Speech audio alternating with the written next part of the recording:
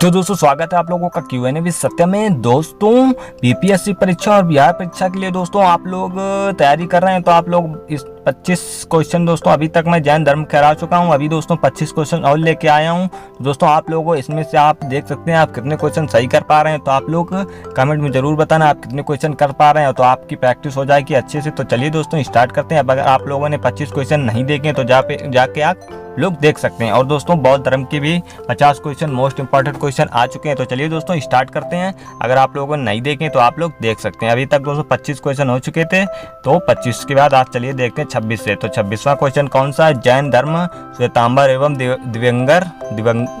दिगंबर संप्रदाय में कब विभाजित हुआ था? तो दोस्तों कब विभाजित हुआ था? तो ये हुआ था चंद्रगुप्त मौर्य के समय में। कब हुआ था? चंद्रगुप्त मौर्य के समय में। दोस्तों जो भी मिस्टेक हो तो आप लोग इसको करेक्ट कर सकते हैं। स्थूलभद्र के शिष्यों को कहा जाता था, तो क्या कहा जाता था स्थूलभद्र के शिष्यों को? तो कहा जाता था श्वेतांबर, जो श्वेत कपड़े धारण करने वाले थे उसे श्वेतांबर कहा जाता था। और दोस्तों दिगंबर किन्हें कहा जाता था? जो नग्न रहने वाले थे। चलिए अगला क्वेश्चन देखते हैं। भद्रबाहु के शिष्यों को कहा जाता था। दोस्तों भद्रबाहु के शिष्यों को क्या कहा जाता था? तो इनको कहा जाता था दिगंबर, जो नग्न रहते थे बिना कपड़ों के। चलिए अगला क्वेश्चन देखते हैं। अगला क्वेश्चन है प्रथम जैन संगीति कहाँ हुई थी? दोस्तों जैन संगीति भी पूछते हैं, जैसे बौद्ध धर्म में बौद्ध संगीति होती है, इसे जैन धर्म में जैन संगीति। तो प्रथम जैन संगीति कब हुई थी? तो ये हुई थी 300 ईसा पूर्व। कब हुई थी? 300 ईसा पूर्व में। चलिए अगला क्वेश्चन देखते हैं। अगला क्वेश्चन है प्रथम जैन संगीति कहाँ पर हुई थी? दोस्तों अभी पूछा गया था कब हुई थी, तो आप कहाँ पर हुई थी? तो ये हुई थी पाटलिपुत्र में। कहाँ पर हुई थी? पाटलिपुत्र में, जिसे आप पटना के नाम से जानते हैं। चलिए अगला क्वेश्चन है प्रथम जैन संगीति के समय अध्यक्ष कौन थे? प्रथम जैन संगीति के समय अध्यक्ष कौन थे? तो ये थे स्थूलभद्र।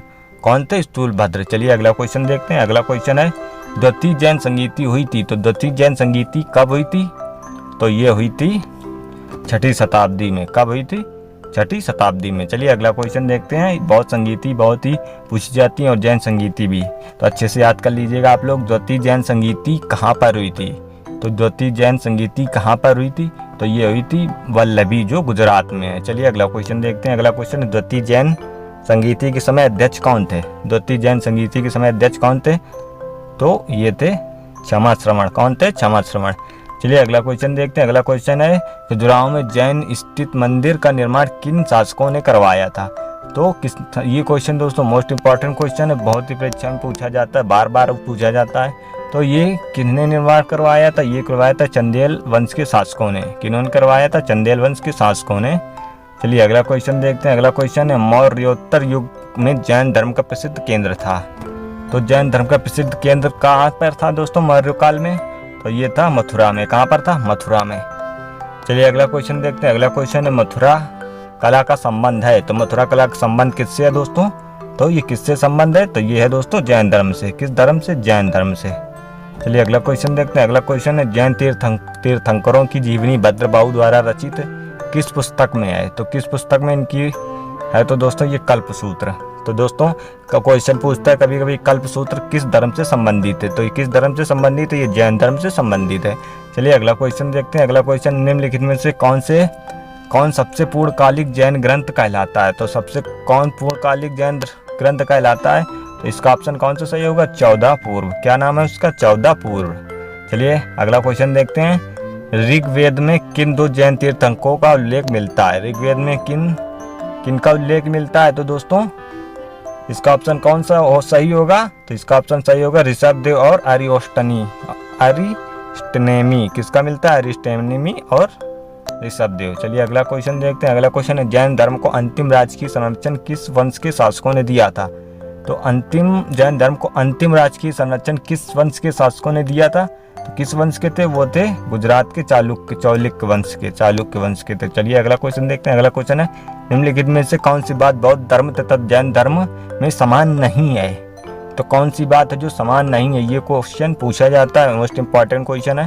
तो इसमें कौन सी बात समान नहीं है? तो दोस्तों रीति रिवाजों के प्रति अहिंसा, वेदों के प्रति उदासीनता और दोस्तों आत्मदमन ये समान नहीं है। बाकी तीनों चीजें समान है। चलिए अगला क्वेश्चन देखते हैं। अगला क्वेश्चन है अणुव्रत शब्द किस धर्म से जुड़ा है? तो अणुव्रत धर्म किस धर्म से जुड़ा है? तो ये जुड़ा है जैन धर्म से। अनुवत शब्द जैन धर्म से जुड़ा है। चलिए अगला क्वेश्चन है, दिलवाड़ा के जैन मंदिरों का निर्माण किसने करवाया था?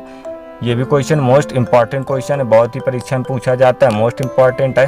तो ये दिलवाड़ा के जैन मंदिरों का निर्माण किसने करवाया था? तो ये करवाया था चालुक्य या सोलंकियों ने। कहीं पर चालुक्यों लिखा होता है, कहीं पर सोलंकियों ने। चलिए दोस्तों अगला क्वेश्चन देखते हैं। अगला क्वेश्चन है, महावीर ने अपना उपदेश किस भाषा में दिया था? तो महावीर ने अपना उपदेश किस भाषा में दिया था? तो दिया था प्राकृत भाषा में। किस भाषा में? प्राकृत भाषा में। चलिए अगला क्वेश्चन है, जियो और जीने दो किसने कहा था? तो ये किसने कहा था? ये कहा था महावीर स्वामी ने। किसने कहा था? महावीर स्वामी ने।